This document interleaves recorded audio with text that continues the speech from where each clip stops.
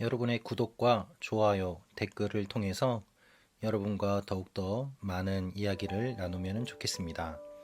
여러분 반갑습니다. 서목사의 말씀 창고의 서목사입니다. 오늘도 하나님의 은혜가 충만하시기를 기도합니다. 오늘은 요한계시록 13장 1절부터 10절 말씀입니다.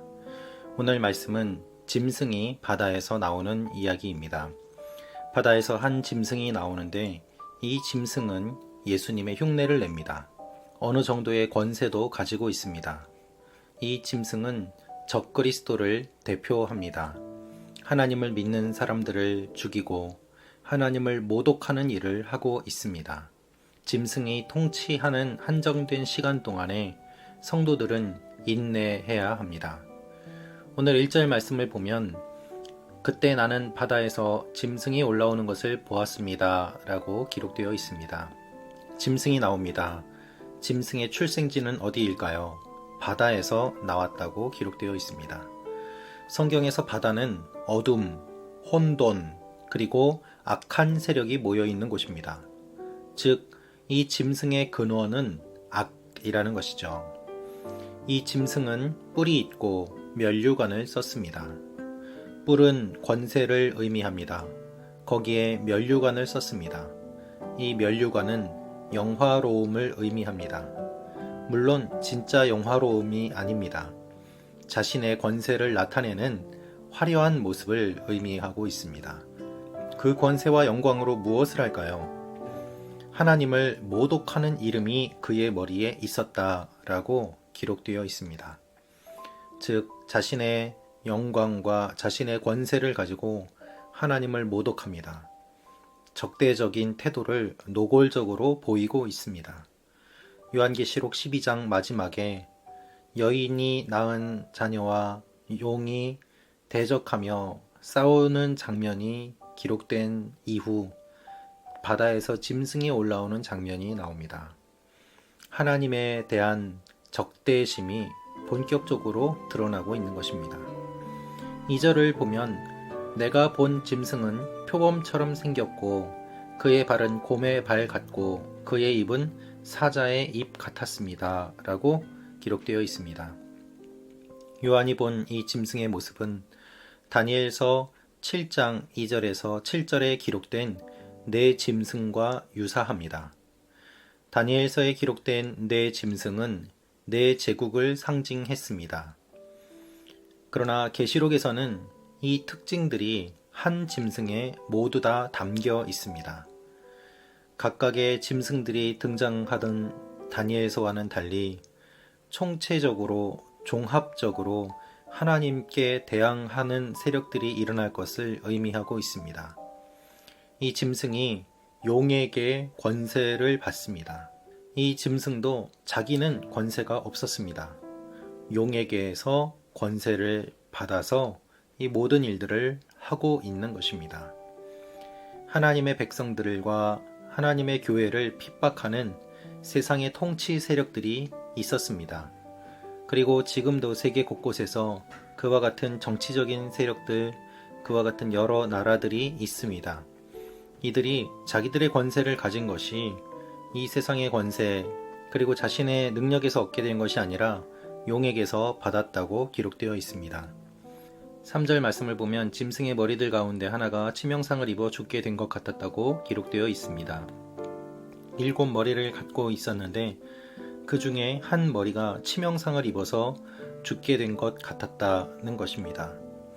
하지만 그것이 치료되자 사람들이 찬양하며 감탄하고 그 짐승을 따라갑니다. 그것이 3절과 4절의 이야기입니다. 사람들이 짐승을 경배하며 말합니다. 누가 이 짐승과 같겠는가? 누가 그를 대적해 싸울 수 있겠는가? 이 짐승을 찬양하는 내용이 구체적으로 기록되어 있습니다. 여러분, 이 말씀을 들으면 어떤 생각이 떠오르십니까? 이것은 예수 그리스도의 십자가와 부활을 이 짐승이 흉내낸 것입니다. 모세가 물을 피로 바꾸었을 때에 어떠한 일이 일어났을까요? 이집트의 술사들도 물을 피로 바꾸었습니다. 그러나 여러분 생각해 보십시오. 진짜 능력이 있다면 피를 물로 바꾸어야 하지 않겠습니까?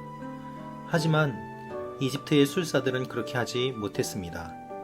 피를 물로 바꾼 것이 아니라 그들도 물을 피로 바꾸는 잔꾀를 부림으로 말미암아 자신들의 능력을 과시했습니다. 그 모습을 보고 바로의 마음이 굳어졌죠. 여러분 생각해 보십시오. 진짜 능력이 있다면 피를 물로 바꾸어야 하지 않습니까? 그렇게 하지 못하는 것은 능력이 없기 때문입니다. 단지 흉내만 낼 뿐입니다. 사탄은 언제나 흉내를 냅니다. 진짜가 아니기 때문입니다. 예수님의 십자가와 부활을 사탄도 지켜보았습니다. 그것을 지켜본 사탄이 어떻게 할까요? 흉내를 내고 있습니다. 치명상을 입었지만 죽지 않았습니다. 그것이 회복되었을 뿐입니다. 이것이 부활과의 차이입니다. 여러분, 예수님은 완전히 돌아가셨습니다. 그러나 다시 살아나셨습니다. 죽을 뻔했던 것이 치료되는 것과 완전히 돌아가신 분이 다시 살아나는 것은 엄청나게 큰 차이가 있습니다. 그럼에도 불구하고 사람들이 예수님을 흉내낸 이 사건에 미혹되어서 그 짐승을 섬기고 찬양하는 모습을 우리가 본문에서 볼 수 있습니다. 지금 우리 시대에도 많은 사람들이 속고 있습니다. 진짜가 아닌 것에 흉내내는 것에 속고 있습니다. 내가 성령이다, 내가 메시아다, 내가 여자 하나님이다, 이렇게 말하는 이단들이 우리 주위에 활발하게 활동하고 있습니다.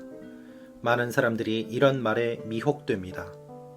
거기에 더하여 가짜 기적, 그리고 어둠의 영으로 일으키는 기적들이 등장하면서 그들을 더욱더 미혹시킵니다. 영적인 능력도 바르게 구별해야 합니다. 악한 세력들도 어느 정도의 영적인 힘을 가지고 있기 때문입니다. 병이 나았다고 해서 그것이 모두 다 능력은 아닙니다. 예수님의 병 고침은 언제나 믿음과 연결되어 있었습니다. 예수님께서는 병을 고쳐주시고 믿음을 말씀해 주셨습니다. 그러나 병을 고침받고 이단에 빠지는 사람들 또한 많이 있습니다. 병 고침이라는 현상이 문제가 아니라 그것을 통하여서 누구를 믿게 되느냐가 진정한 영적인 기적인 것이죠. 5절에서 6절 말씀을 보면 하나님을 모욕하는 짐승에 대해 몇 번이나 반복해서 등장하고 있습니다. 하나님을 모욕하는 말을 했다. 하나님을 모독했다. 짐승이 보이는 모습은 하나님을 모독하는 것입니다.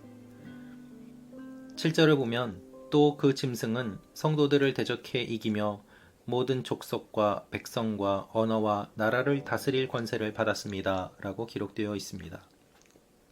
이 권세를 짐승에게 받은 것입니다.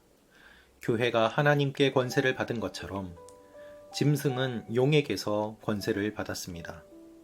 항상 하나님께서 하시는 것을 바라보며 흉내를 낼 뿐입니다. 창조의 근원은 하나님이시요 사탄은 언제나 모방할 뿐이죠. 10절을 보면 누구든지 사로잡힐 사람은 사로잡힐 것이요 누구든지 칼로 죽임을 당할 사람은 칼로 죽임을 당할 것입니다. 여기에 성도들의 인내와 믿음이 있습니다. 라고 기록되어 있습니다. 누구든지 죽을 사람은 죽게 됩니다. 짐승의 맹렬한 공격으로 죽임 당할 사람들이 있습니다. 인내와 믿음으로 죽음을 맞이하라는 권면이 주어지고 있습니다. 죽도록 충성하고 인내할 것을 권면하고 있습니다. 8절 말씀에 보면 생명책에 이름이 없는 사람은 짐승에게 경배할 것이라고 말씀합니다. 생명책에 이름이 있는 사람은 순교하고 생명책에 이름이 없는 사람은 짐승에게 경배를 하는 것이죠.